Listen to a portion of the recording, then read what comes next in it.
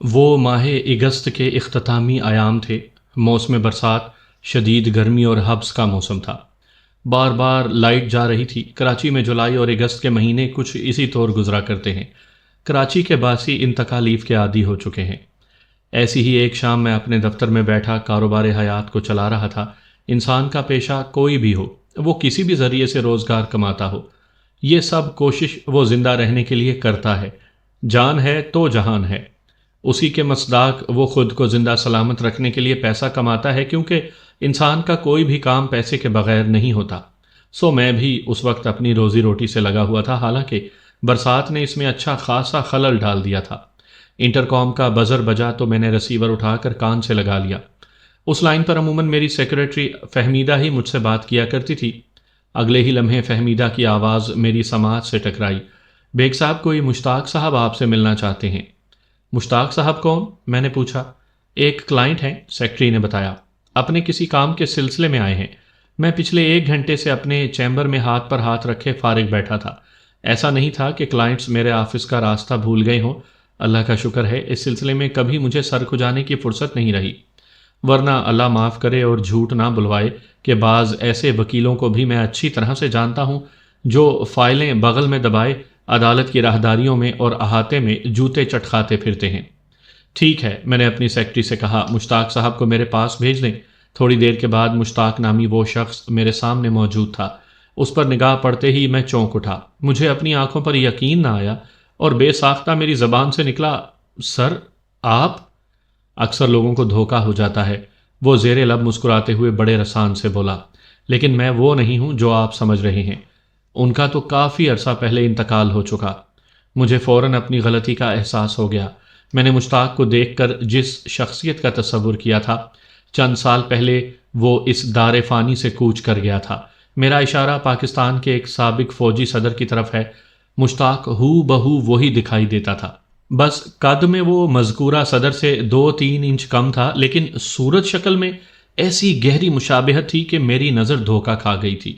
بہرحال حقیقت حال واضح ہونے کے بعد میں نے اسے بیٹھنے کے لیے کہا اور خود بھی اپنی سیٹ سنبھال لی۔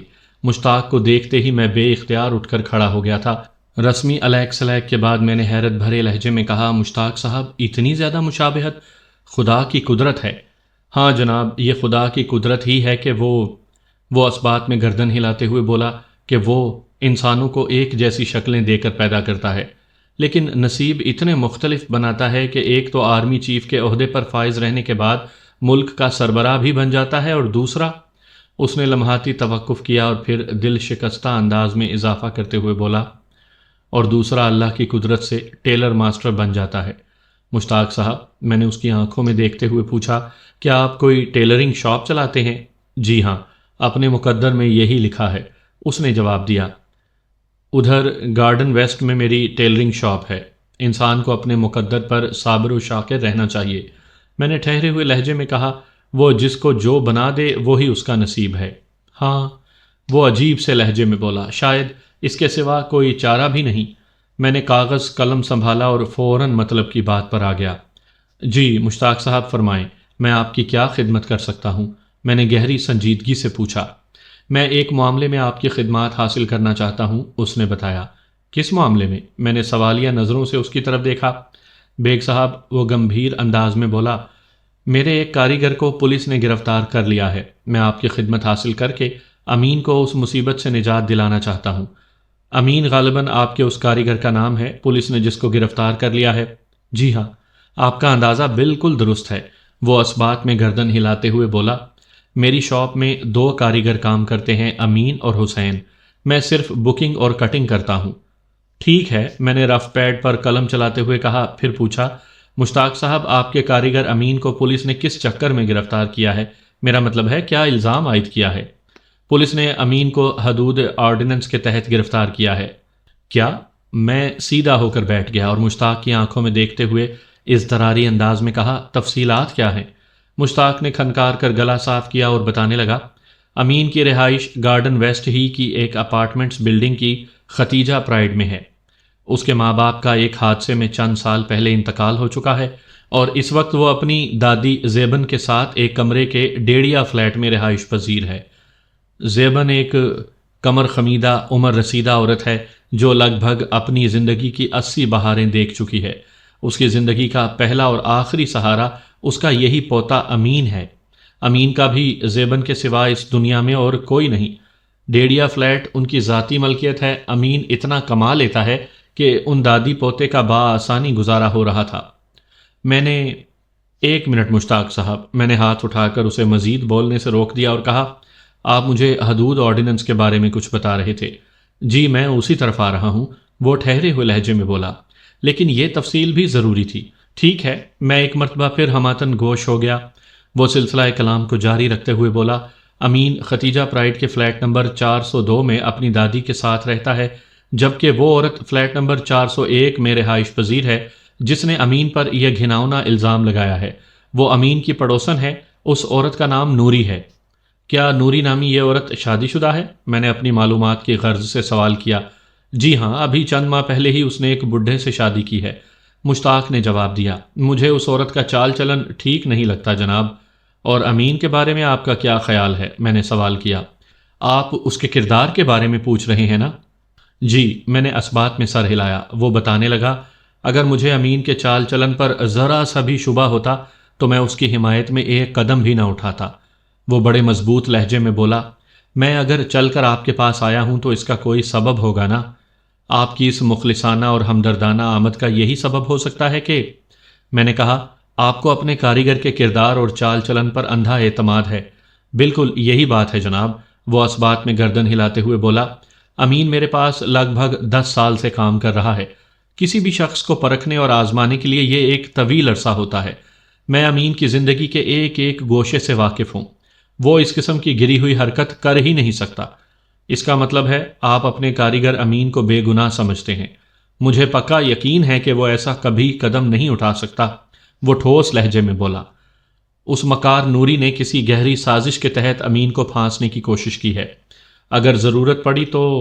میں نے مشتاق کی آنکھوں میں دیکھتے ہوئے پوچھا، آپ عدالت میں کھڑے ہو کر امین کے نیک چال چلن کی گواہی دیں گے؟ اگر ایسا کوئی موقع آیا تو میں آپ کو سب سے آگے کھڑا نظر آؤں گا، وہ بڑے اعتماد سے بولا۔ بیگ صاحب، اگر مجھے امین کی بے گناہی کا یقین نہ ہوتا تو میں اس وقت آپ کے پاس نہ بیٹھا ہوتا۔ میں ان حالات میں امین کو بے یار و مددگار نہیں چھوڑوں گا۔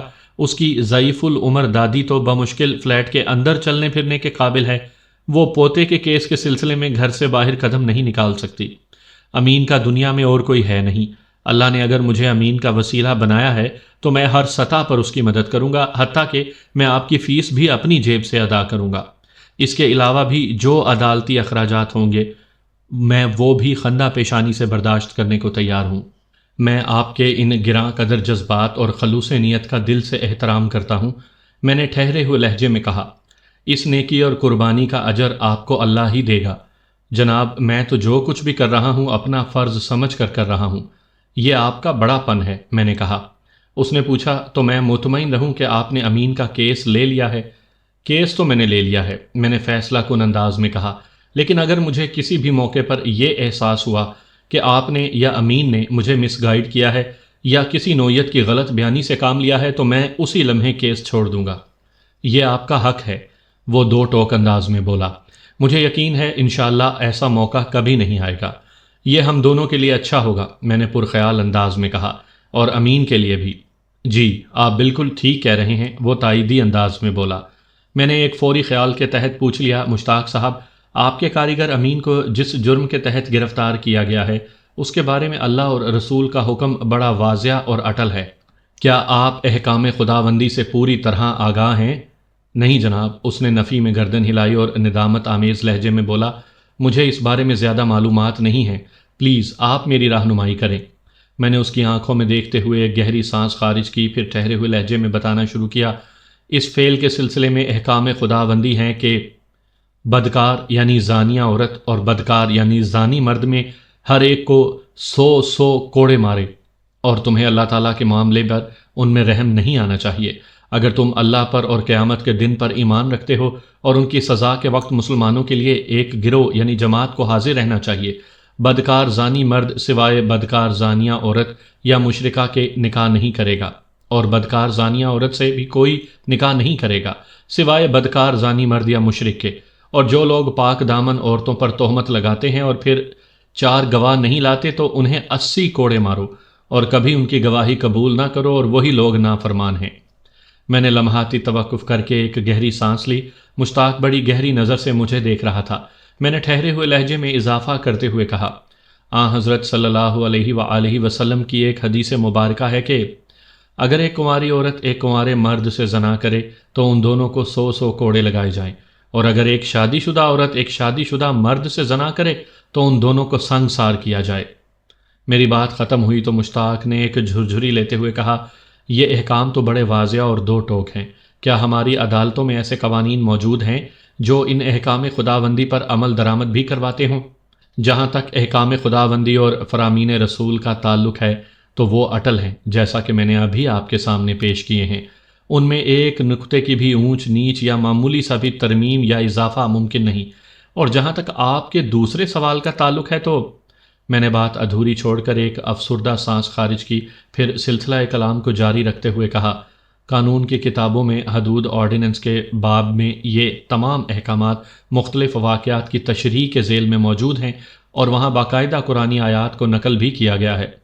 اسی طرح احادیث مبارکہ کا باقاعدہ ریفرنس کے ساتھ تذکرہ بھی دیکھنے اور پڑھنے کو ملتا ہے۔ اور جہاں تک کوڑوں اور سنگسار وغیرہ کی سزا پر عمل درآمد کا سوال ہے تو یہ کام خاصا مشکل بلکہ ناممکن ہو جاتا ہے، کیونکہ اللہ اور اس کے رسول نے اس جرم کو ثابت کرنے کے لیے جو کڑی شرائط رکھی ہیں، اکثر اوقات انہیں پورا کرنا دشوار ہوتا ہے۔ وہ کون سی شرائط ہیں بیگ صاحب؟ مشتاق نے دلچسپی لیتے ہوئے پوچھا۔ میں نے بتایا، استغاثہ کو جرم ثابت کرنے کے لیے عدالت میں 4 عینی شاہدین پیش کرنا پڑتے ہیں۔ عینی شاہدین؟ اس نے چونک کر میری طرف دیکھا اور کہا، یعنی 4 ایسے افراد جنہوں نے وہ جرم ہوتے ہوئے اپنی آنکھوں سے دیکھا ہو۔ جی ہاں، میں نے اس بات میں گردن ہلائی۔ آئی وٹنس یا عینی شاہد کا یہی مطلب ہے کہ ایسا گواہ جس نے باہوش و حواس اپنی آنکھوں سے وہ جرم ہوتے ہوئے دیکھا ہو۔ پھر تو بڑی مشکل ہے، وہ الجھن زدہ انداز میں مجھے دیکھنے لگا۔ ایسے 4 گواہ اکٹھا کرنا تو ناممکن ہی نظر آتا ہے۔ صرف 4 عینی شاہدین ہی کی شرط نہیں ہے، میں نے اپنی بات مکمل کرتے ہوئے کہا، ان گواہوں کے لیے یہ بھی ضروری ہے کہ وہ مسلمان ہوں، متقی اور پرہیزگار ہوں، با کردار ہوں اور صادق القول ہوں۔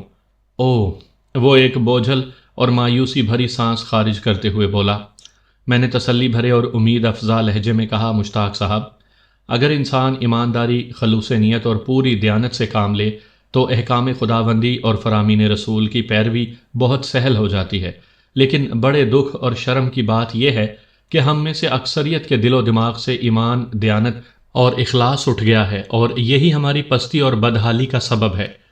چند لمحات کی خاموشی کے بعد میں نے سنجیدہ لہجے میں کہا، مشتاق صاحب، آپ امین نوری اور اس معاملے کے بارے میں جو کچھ بھی جانتے ہیں پوری تفصیل سے مجھے بتا دیں تاکہ آئندہ کا لایا عمل بنانے کے لیے میں ذہنی طور پر فریش اور اپ ڈیٹ ہو جاؤں۔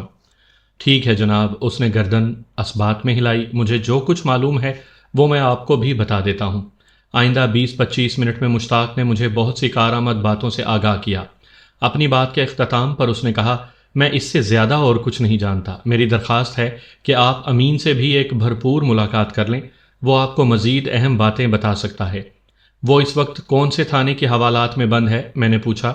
مشتاق نے مجھے متعلقہ تھانے کا نام بتا دیا۔ میں نے پوچھا، کیا آپ تھانے جا کر امین سے ملاقات کر چکے ہیں؟ جی ہاں، وہ اس بات میں سر ہلاتے ہوئے بولا، میں اس سے ملنے 2 مرتبہ وہاں جا چکا ہوں۔ میں نے ایک اہم سوال کیا، پولیس اس کیس کا چالان کب پیش کر رہی ہے؟ پولیس نے امین کو عدالت میں پیش کر کے 10 دن کا ریمانڈ لیا تھا، اس نے بتایا، جس میں سے 3 دن گزر چکے ہیں، 7 روز باقی ہیں۔ پھر تو اچھا خاصا وقت ہے ہمارے پاس۔ میں نے مطمئن انداز میں گردن ہلائی۔ میں 1 آدھ روز میں تھانے جا کر امین سے مل لوں گا۔ بہت بہت شکریہ بیگ صاحب، وہ تشکرانہ نظروں سے مجھے دیکھتے ہوئے بولا۔ اب پہلی فرصت میں اپنی فیس وصول کر لیں تاکہ مجھے بھی اطمینان رہے کہ آپ نے اس کیس کو اپنے ہاتھ میں لے کر باقاعدہ کام شروع کر دیا ہے۔ میں نے اپنی فیس وصول کی، اس وصولی کی رسید اس کے حوالے کی اور ٹھہرے ہوئے لہجے میں کہا، مشتاق صاحب، ایک تو آپ مجھے اپنا فون نمبر دے دیں، میں ضرورت پڑنے پر آپ سے رابطہ کر لوں گا۔ آپ کو 3 دن بعد فرصت ملے تو میرے دفتر کا ایک چکر لگا لیجئے گا۔ میں چاہتا ہوں عدالت میں جانے سے پہلے ایک بھرپور ملاقات کر لیں۔ ضرور، اس نے تعاون آمیز انداز میں گردن ہلائی، پھر اپنی جیب سے وزٹنگ کارڈ نکال کر میری طرف بڑھاتے ہوئے بولا، اس پر میری شاپ اور رہائش دونوں کے نمبر درج ہیں۔ میں نے اس کا شکریہ ادا کرنے کے بعد وزٹنگ کارڈ رکھ لیا، پھر کہا، مشتاق صاحب، اس کیس میں آپ کو پوری طرح مجھ سے تعاون کرنا ہوگا۔ آپ جو بھی حکم دیں میں تیار ہوں، حکم کا وقت آئے گا تو وہ بھی ضرور دوں گا۔ میں نے گہری سنجیدگی سے کہا، فی الحال اتنا سمجھ لیں کہ عدالت کے اندر میں فائٹ کروں گا اور عدالت کے باہر آپ کو بھاگ دوڑ کرنا ہوگی۔ کیسی بھاگ دوڑ؟ اس نے سوالیہ نظر سے مجھے دیکھا۔ مجھے امین کو بے گناہ اور بے قصور ثابت کرنے کے لیے گاہے بگاہے مختلف نوعیت کی معلومات اور شواہد درکار ہوں گے، میں نے وضاحت کرتے ہوئے کہا۔ میں اس سلسلے میں آپ کو گائیڈ کرتا رہوں گا، آپ دوڑ دھوپ سے میری مطلوبہ معلومات فراہم کریں گے۔ ڈن، وہ فیصلہ کن انداز میں بولا۔ جس حد تک بھی ممکن ہو اور جو کچھ میرے اختیار میں ہوا میں امین کی باعزت رہائی کے لیے ضرور کروں گا۔ ویری گڈ، میں نے ستائشی نظر سے اس کی طرف دیکھا اور کہا، میں پہلے تھانے جا کر امین سے ایک تفصیلی ملاقات کر لوں، پھر آپ کو زحمت دوں گا۔ میں آپ کے فون کا انتظار کروں گا، وہ بڑی فرما برداری سے بولا۔ مشتاق صاحب، یہ انتظار طول نہیں پکڑنا چاہیے، میں نے تاکیدی انداز میں کہا۔ یہ نہ ہو کہ آپ میرے فون کے انتظار ہی میں بیٹھے رہ جائیں۔ آپ کو ہر 2-3 دن کے بعد مجھ سے ملاقات کرنی ہے یا کم از کم فون پر رابطہ ضرور کرنا ہے۔ جی میں سمجھ گیا، اس نے اس بات میں سر ہلایا۔ بڑی اچھی طرح سمجھ گیا۔ اگر کوئی شخص اچھی طرح سمجھ گیا ہو تو پھر کسی بھی حوالے سے اس پر مزید دباؤ نہیں ڈالنا چاہیے، لہٰذا میں نے اس سے مزید کوئی سوال نہیں کیا۔ وہ میرے انداز سے سمجھ گیا کہ ملاقات کا وقت ختم ہو چکا۔ ٹھیک ہے بیگ صاحب، وہ اٹھ کر کھڑا ہو گیا۔ اب مجھے اجازت دیں، میں نے گرم جوشی سے مصافحے کے بعد اسے رخصت کر دیا۔ سامعین کرام، آپ سن رہے ہیں مرزا امجد بیگ ایڈوکیٹ کے لڑے گئے دلچسپ مقدمات میں سے ایک دلچسپ مقدمے کی روداد، جس کا نام ہے سینہ زوری۔ یہ اس سلسلے کی پہلی قسط ہے۔ مجھے امید ہے آپ کو میری یہ کاوش ضرور پسند آئے گی۔ آپ نے اگر ابھی تک میرا چینل کہانی گھر سبسکرائب نہیں کیا تو ابھی میرے چینل کو سبسکرائب کر کے بیل نوٹیفیکیشن آن کر لیجئے تاکہ آنے والی ہر نئی کہانی کی اطلاع بر وقت آپ تک پہنچ سکے۔ آئندہ روز عدالت میں بہت زیادہ مصروفیت رہی، لہٰذا میں امین سے ملاقات کے لیے وقت نہ نکال سکا۔ اس سے اگلے روز مجھے یہ موقع مل گیا اور لنچ کے بعد میں اپنی گاڑی میں بیٹھ کر متعلقہ تھانے پہنچ گیا۔ وہ دوپہر کا وقت تھا اور تھانہ انچارج موجود نہیں تھا۔ میں نے ڈیوٹی آفیسر سے حوالاتی سے ملنے کی اجازت چاہی تو اس نے چھوٹتے ہی پوچھ لیا، جناب آپ کون ہیں اور کس حوالاتی سے ملاقات کرنے آئے ہیں؟ میں اپنا کوٹ وغیرہ گاڑی ہی میں چھوڑ آیا تھا اور میرے گیٹ اپ سے یہ ظاہر نہیں ہوتا تھا کہ میں کوئی وکیل ہوں۔ میں نے اپنے پردے کو قائم رکھتے ہوئے کہا، میں امین نامی ایک نوجوان حوالاتی سے ملنے آیا ہوں۔ اچھا وہ، اس نے چونک کر مجھے دیکھا، جو حدود آرڈیننس کے کیس میں ریمانڈ پر ہے؟ جی، میں نے خوشامدانہ انداز میں کہا، میں اسی امین کی بات کر رہا ہوں۔ لیکن جناب، وہ تو بڑا خطرناک مجرم ہے، وہ رکھائی سے بولا۔ انچارج صاحب نے سختی سے اس کی ملاقات سے منع کر رکھا ہے، آپ مجھے انچارج صاحب سے ملوا دیں۔ میں نے ڈیوٹی آفیسر کے چہرے کے تاثرات کا جائزہ لیتے ہوئے کہا، میں خود ہی ان سے بات کر لیتا ہوں۔ یہ داؤ میں نے اس لیے مارا تھا کہ مجھے معلوم تھا تھانہ انچارج موجود نہیں۔ اگر ڈیوٹی آفیسر کو یہ پتہ چل جاتا کہ میں حوالاتی کا وکیل ہوں تو وہ انچارج کی غیر موجودگی میں مجھے ہرگز حوالات میں بند امین سے ملاقات کی اجازت نہ دیتا۔ وہ بدستور روکھے لہجے میں بولا، انچارج صاحب تو کسی ضروری کام سے گئے ہوئے ہیں، ایسا کریں آپ رات میں آ جائیں۔ اس نے بڑے واضح انداز میں مجھے ٹالنے کی کوشش کی تھی، لیکن میں ٹلنے کے لیے وہاں نہیں پہنچا تھا۔ رات کو تو میں دبئی میں بیٹھا ہوں گا جناب، میں نے اس کی آنکھوں میں دیکھتے ہوئے کہا۔ آفٹر نون میں میری فلائٹ ہے۔ ڈیوٹی آفیسر کی آنکھوں میں چمک پیدا ہوئی، جیسے مرغی کو دیکھ کر بلّا خوش ہوتا ہے۔ ویسے ہی وہ حریصانہ نظر سے مجھے دیکھتے ہوئے بولا، جناب آپ نے اپنا نام کیا بتایا تھا؟ میں نے ابھی تک اسے اپنا نام نہیں بتایا تھا، لہٰذا موقع محل کی مناسبت اور حالات کے تقاضے کے پیش نظر میں نے مضبوط لہجے میں کہا، میرا نام فیروز شیخ ہے۔ ادھر دبئی میں میرا پرفیومز کا بزنس ہے، امین سے میری دور کی رشتہ داری ہے۔ میں 2 دن کے لیے پاکستان آیا ہوا تھا، آج صبح ہی مجھے پتا چلا کہ یہ لڑکا ایک مصیبت میں بری طرح پھنس چکا ہے۔ میں نے سوچا کہ اس سے مل کر پوچھ لوں اسے کسی شے کی ضرورت تو نہیں۔ میں نے لمحاتی توقف کر کے ایک گہری سانس لی، پھر اداکاری کے جوہر جاری رکھتے ہوئے مزید کہا، میں عرب امارات میں پھیلے ہوئے اپنے بزنس کی وجہ سے مجبور ہوں، اس لیے یہاں زیادہ اتنے دن نہیں گزار سکتا، ورنہ دل تو یہی چاہ رہا تھا کہ یہاں رک کر امین کے کیس کو اونچی سطح پر ہینڈل کروں، مگر دل کی بات بزنس کی عقل میں نہیں بیٹھتی، اس لیے مجبوری ہے۔ اب یہی ہو سکتا ہے کہ میں اس کی کوئی فوری ضرورت پوری کر دوں، میری فلائٹ تو کینسل ہو نہیں سکتی۔ اس نے ٹٹولنے والی گہری نظر سے مجھے دیکھا اور سرسراتے ہوئے لہجے میں بولا، کہیں آپ وہی صاحب تو نہیں ہیں جن کا ذکر مشتاق ٹیلر نے کیا تھا؟ یہ ایک نئی سچویشن سامنے آ گئی تھی، میری اداکاری کے لیے ایک نیا امتحان۔ مشتاق نے مجھے بتایا تھا کہ وہ 2 مرتبہ ان امین سے ملاقات کرنے حوالات میں آ چکا تھا۔ اس کا مطلب یہی تھا کہ مشتاق نے یہاں کسی ایسے شخص کا ذکر کیا تھا جس کے بارے میں وہ مجھے بتانا بھول گیا تھا، اور اس شخص کا حوالاتی امین کے ساتھ کوئی گہرا تعلق تھا۔ میرے ذہن نے چند سیکنڈ میں صورتحال کو سنبھال لیا۔ میں نے اسبات میں گردن ہلائی اور زیر لب مسکراتے ہوئے ڈیوٹی آفیسر کی طرف انگلی سے اشارہ کرتے ہوئے کہا، اچھا تو مشتاق کی آپ سے بات ہوئی تھی؟ جی ہاں، وہ میکانکی انداز میں گردن ہلاتے ہوئے بولا۔ ڈیوٹی آفیسر کے ذہن میں اس گفتگو کے حوالے سے ایک پورا کانسیپٹ موجود تھا، لیکن میں اس سلسلے میں واقعتاً کچھ نہیں جانتا تھا۔ میں نے اپنا اور اپنی اداکاری کا بھرم رکھتے ہوئے گول مول انداز میں کہا، مشتاق ٹیلر سے میری تفصیلی بات ہو گئی ہے، ہمارے درمیان معاملات طے پا گئے ہیں، بس میں تو حوالاتی کو تسلی دینے آیا ہوں۔ ضرور کیوں نہیں، وہ بڑی فرما برداری سے بولا، پھر ایک کانسٹیبل کو بآواز بلند بلایا، خادم حسین ذرا ادھر تو آؤ۔ تھوڑی ہی دیر بعد کانسٹیبل خادم حسین حاضر ہوا۔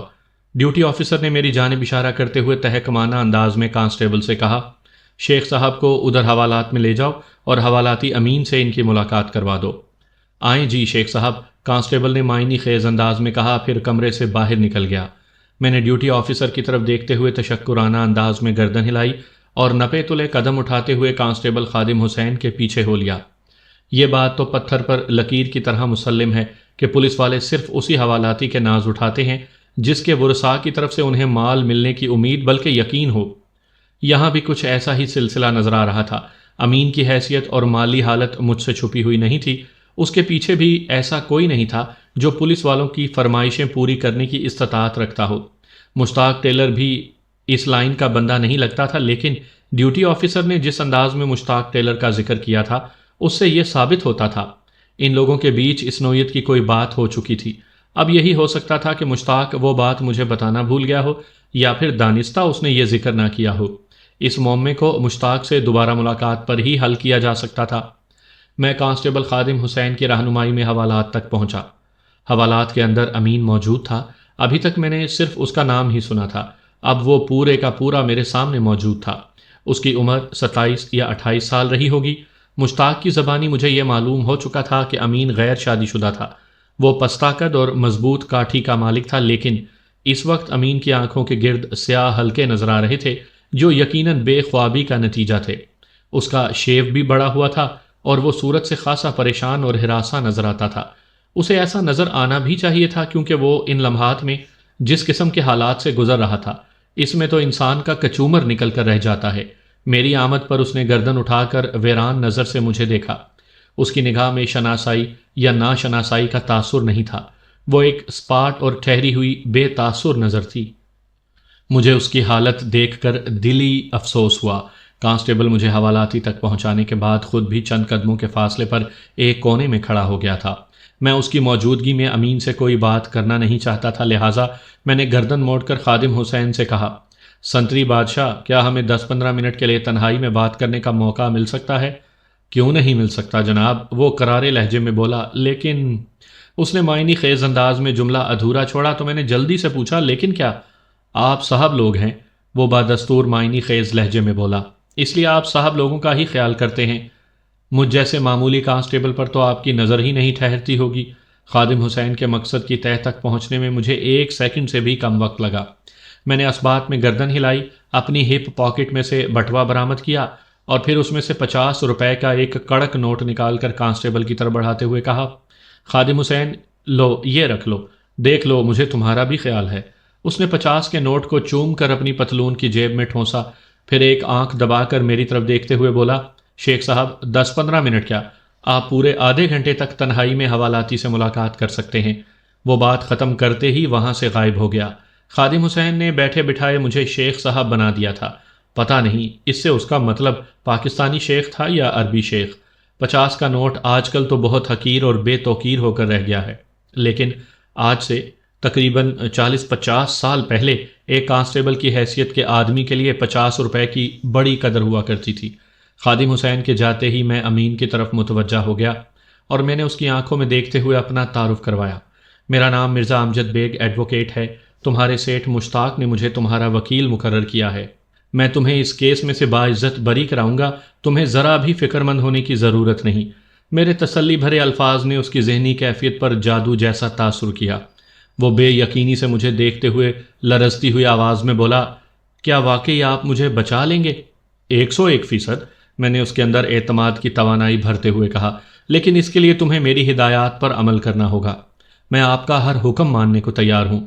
وہ ٹرانس میں آئے ہوئے کسی معمول کی طرح بولا، آپ کہیں گے تو میں حوالات میں پوری رات سر کے بل کھڑا رہوں گا۔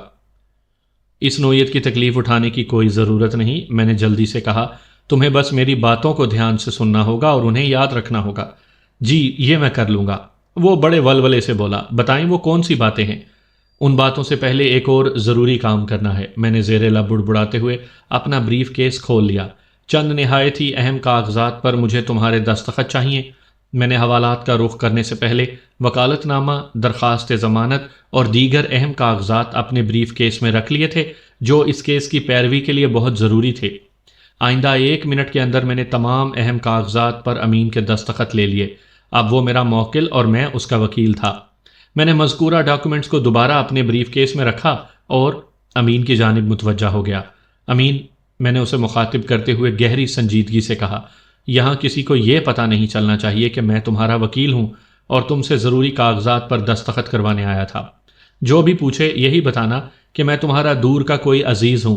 میرا نام فیروز شیخ ہے اور میں ملک سے باہر دبئی میں پرفیومز وغیرہ کا بزنس کرتا ہوں۔ میں تم سے ملنے اور تمہاری مدد کرنے حوالات تک آیا تھا۔ اس سلسلے میں نے تمہارے سیٹھ مشتاق ٹیلر سے تفصیلی بات چیت کر لی ہے۔ میں لمحے بھر کو تھما، ایک گہری سانس لی، پھر اپنی بات مکمل کرتے ہوئے پوچھا، اتنا تو کر لو گے نا؟ اتنا کیا، میں تو اس سے بھی زیادہ کر لوں گا جناب، وہ امنگ بھرے لہجے میں بولا۔ آپ کی یہ ہدایات میں نے اپنے دماغ میں محفوظ کر لی ہیں۔ بڑی اچھی بات ہے، میں نے اس کی خود اعتمادی میں اضافہ کرتے ہوئے کہا، تم ایک ذہین اور سمجھدار نوجوان ہو۔ وہ خوش ہو گیا اور امید بھری نظروں سے مجھے دیکھنے لگا۔ میں نے کہا، فی الحال تمہیں اتنا ہی کرنا ہے، میں چاہتا ہوں تمہارے ریمانڈ کی مدت کے باقی دن امن اور سکون سے گزر جائیں۔ میں نے لمحاتی خاموشی کے بعد اضافہ کرتے ہوئے پوچھا، تفتیش کے نام پر پولیس والوں نے اب تک تمہارے ساتھ کوئی زیادتی تو نہیں کی؟ شاید ایسا ہو جاتا، وہ ذو معنی انداز میں بولا، لیکن مشتاق بھائی کی حکمت عملی نے سب ٹھیک کر دیا۔ فی الحال تو یہاں میرے لیے کوئی پریشانی نہیں، آگے کا حال اللہ ہی جانتا ہے۔ مشتاق کی حکمت عملی؟ میں نے چونک کر امین کی طرف دیکھا، ذرا اس بات کی وضاحت تو کرو۔ امین کے بے ساختہ انکشاف نے میرے ذہن میں ڈیوٹی آفیسر کی معنی خیز گفتگو کو تازہ کر دیا تھا۔ اس وقت بھی مجھے محسوس ہوا تھا کہ مشتاق نے پولیس والوں کو کوئی تو سرا دے رکھا ہے، اس بات سے قطع نظر کہ جھوٹا یا سچا، اور اب امین کی بات بھی اس امر کی جانب اشارہ کر رہی تھی۔ وہ میرے استفسار کے جواب میں وضاحت کرتے ہوئے بولا، جناب مشتاق بھائی پہلی بار مجھ سے ملنے آئے تھے تو ان کی ایک سب انسپیکٹر سے میرے سلسلے میں کوئی بات ہوئی تھی۔ کیسی بات؟ میں نے آواز دھیمی رکھتے ہوئے اضطراری لہجے میں پوچھا۔ اس نے بتایا، سب انسپیکٹر نے مشتاق بھائی کو ایک پیشکش کی تھی۔ کس قسم کی پیشکش؟ میرے اضطرار میں سنسنی خیز شدت پیدا ہو گئی۔ کیا سب انسپیکٹر نے کوئی رقم وغیرہ کا مطالبہ کیا تھا؟ آپ کا اندازہ بالکل درست ہے وکیل صاحب، وہ بڑے رسان سے اسبات میں گردن ہلاتے ہوئے بولا، وہ پیشکش رقم ہی کے عوض تھی۔ کتنی رقم؟ میں نے پوچھا، اور اس کے عوض کون سی پیشکش؟